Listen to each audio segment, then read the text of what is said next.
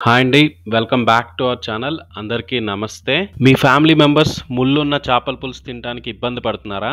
అయితే ఈ చేపల పులుసు ట్రై చేయండి. చాలా బావుంటుంది. అండ్ వాళ్ళు ఇష్టంగా కూడా తింటారు. సీ ఫుడ్స్ అమ్మే వాళ్ళ దగ్గర మనకి అపోలో ఫిష్ అని చెప్పి ఒకటి దొరుకుతుందండి. మీరు రెస్టారెంట్లో కూడా చూసే ఉంటారు. అపోలో ఫిష్ ఫ్రై అలాంటిది. కానీ ఈ అపోలో ఫిష్‌తో మనం పులుసు కూడా ట్రై చేయొచ్చు. మీరు వీడియోలో చూసారు కదా! దాన్ని ప్రాసెస్ చేస్తారు. ముళ్ళంతా తీసేసి నీట్‌గా కట్ చేసి కేజీ 300 నుంచి 350 మధ్యలో అమ్ముతారండి. వాళ్ళు దాన్ని పెద్ద పీసెస్ కింద కట్ చేస్తారండి. ఇంటికి తీసుకొచ్చిన తర్వాత మనం నచ్చిన సైజులో దాన్ని కట్ చేసుకోవచ్చు. పీసెస్‌గా కట్ చేసుకున్న తర్వాత పీసెస్ అన్నీ అబ్జర్వ్ చేయండి. అన్నీ నీట్‌గా ఉన్నాయో లేదో, లేదంటే ఒక స్పూన్‌తో ఇలా పైపైన నీట్‌గా క్లీన్ చేసుకోండి. ఒకసారి మొత్తం చెక్ చేసుకోండి. ఏదైనా పీసెస్‌కి ఎడ్జెస్‌లో ముళ్ళు ఉంటాయేమో ఆ ముళ్ళు మొత్తం కట్ చేసుకోండి. ఈజీగానే అయిపోతుందది. ఇప్పుడు ఒక స్పూన్ పసుపు, కొద్దిగా గల్లుప్పు అందులో వేసి నీట్‌గా వాష్ చేసుకోండి. పసుపు, కల్లుప్పు వేసిన తర్వాత వాటిని నీట్‌గా మిక్స్ చేయండి చేత్తో. ప్రతి పీస్‌కి ఇవన్నీ టచ్ అయ్యేలాగా మొత్తం నీట్‌గా మిక్స్ చేస్తూ ఉండండి. మిక్స్ చేసిన తర్వాత వెంటనే ట్యాప్ కింద పెట్టుకొని వాటిని వాష్ చేసి ఆ వాటర్ అంతా వంపేసేయండి. అలా ఒక 2-3 టైమ్స్ చెయ్యండి. మళ్ళీ వాటర్ వేసి మళ్ళీ వంపేసేయండి. 2-3 టైమ్స్ ఇలా వాష్ చేసుకున్న తర్వాత ముక్కలన్నీ ఇలా నీట్‌గా ఉంటాయి. పులుసు కోసం నేను ఇక్కడ 1 కేజీ అపోలో ఫిష్ తీసుకున్నానండి.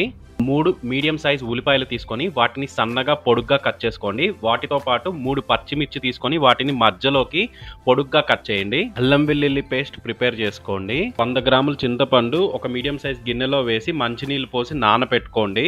1/2 స్పూన్ పసుపు, 3 స్పూన్ సాల్ట్, 1½ స్పూన్ అల్లం వెల్లుల్లి పేస్ట్ ఇది ముందుగా ప్రిపేర్ చేసుకోండి.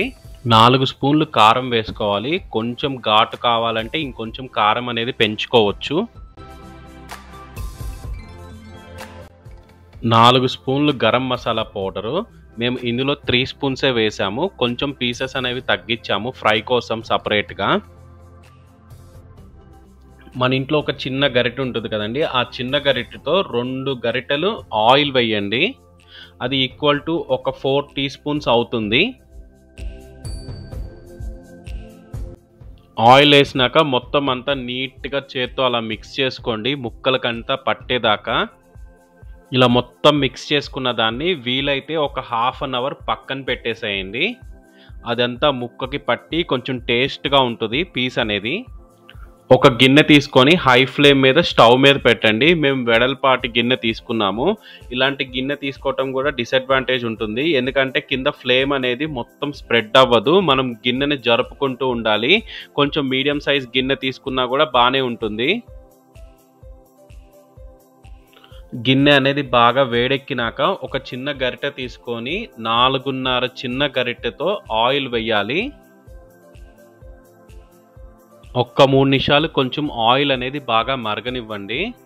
ఆయిల్ కొంచెం మరిగినాక అప్పుడు దాంట్లో మనము కట్ చేసుకున్న ఉల్లిపాయలు, పచ్చిమిర్చి అందులో వేసుకోవాలి. ఫ్లేమ్ అనేది హైలోనే పెట్టుకోండి. గరిటెతో వాటిని మిక్స్ చేస్తూ లైట్ బ్రౌన్ షేడ్ వచ్చేదాకా వాటిని వేపుకోండి.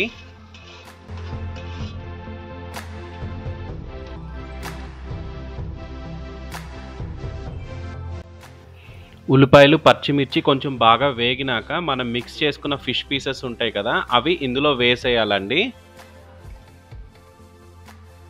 ఫిష్ పీసెస్ అన్నీ గిన్నెలో వేసుకున్నాక వాటిని ఒక 30 సెకండ్స్, 1 మినిట్ కొంచెం అలాగా ఫ్లేమ్ మీద వేగనివ్వండి. ఈ లోపల మీరు నానబెట్టిన చింతపండు ఉంది కదా!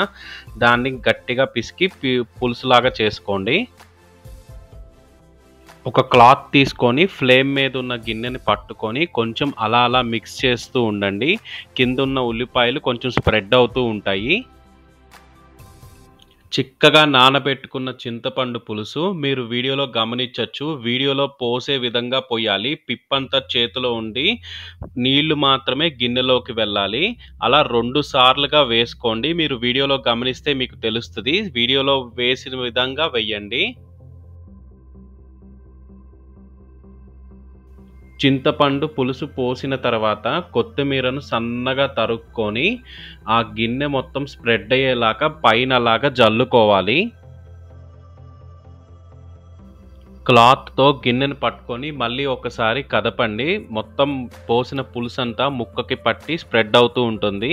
ఇంకొంచెం వాటర్ లెవెల్ తగ్గినట్టు అనిపిస్తే ఇంకొంచెం వాటర్ అనేది యాడ్ చేసుకోండి.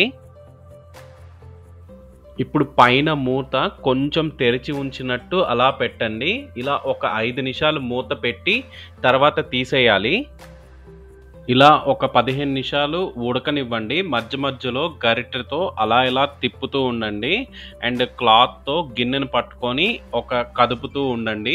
మేము కొంచెం వెడల్పాటి గిన్నె పెట్టాం కాబట్టి ఫ్లేమ్ అనేది స్ప్రెడ్ అవ్వాలని చెప్పి మేము గిన్నెని జరుపుతూ ఉన్నాము. అలా కాకుండా మీడియం సైజ్ గిన్నె పెట్టుకుంటే ఫ్లేమ్ స్ప్రెడ్ అవుతుంది కాబట్టి దాన్నేమి అలా జరపవసరం లేదు. కొంచెం సేపటికి పులుసు అనేది కొంచెం చిక్కబడుతుంది. అలా కొంచెం చిక్కబడిన తర్వాత కొద్దిగా గరిటెతో అలా తీసుకొని దాన్ని టేస్ట్ అనేది చూడండి. అన్నీ సరిపోయినాయా లేదా, లేదంటే ఇప్పుడే యాడ్ చేసుకోవచ్చు.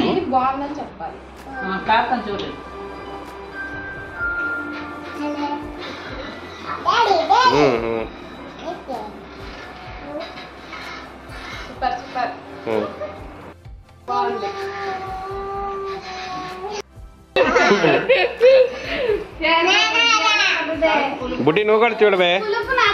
టేస్ట్ చూసిన తర్వాత ఏమన్నా కొంచెం తగ్గినట్టున్నా ఇప్పుడే యాడ్ చేసుకోండి.